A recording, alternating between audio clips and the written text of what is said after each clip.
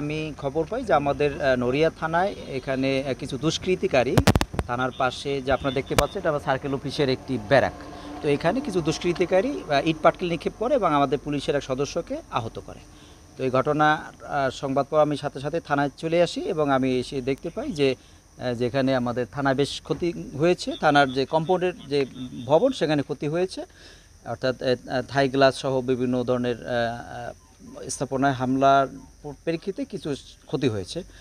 তো আমরা এই ঘটনায় যারা জড়িত তাদেরকে ইতিমধ্যে সিসিটিভি ফুটেজ দেখে শনাক্ত করার চেষ্টা করছি এবং ইতিমধ্যে আমরা বেশ কয়েকজনকে আটক করতে সক্ষম হয়েছি এবং আমরা এই ঘটনায় আমরা অপরাধী যে দলেরই হোক না কেন আমরা তাদের বিরুদ্ধে সর্বোচ্চ আইনানুগ ব্যবস্থা গ্রহণ করব।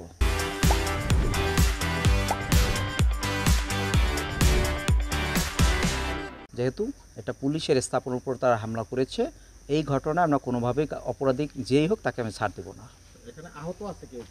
হ্যাঁ, আমাদের একজন পুলিশ সদস্য তিনি আহত হয়েছেন, তাকে আমরা উন্নত চিকিৎসার জন্য ঢাকা মেডিকেল কলেজে প্রেরণ করেছি। এটা নিছকই একটি পারিবারিক ঘটনার জের ধরে মূলত আমরা 3টি মোটর বাইককে আমরা নড়িয়ার একটি জায়গা থেকে গতকাল রাতে আমরা নিয়ে এসেছিলাম, যে বাইকে মূলত কাগজপত্র কিছুই ছিল না, এই কারণে আমরা তাদেরকে সেই বাইকগুলো নিয়ে এসেছিলাম।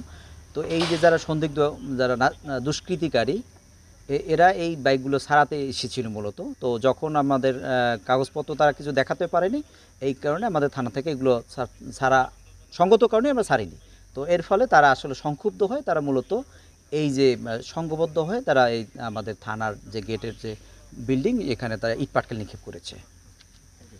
জি।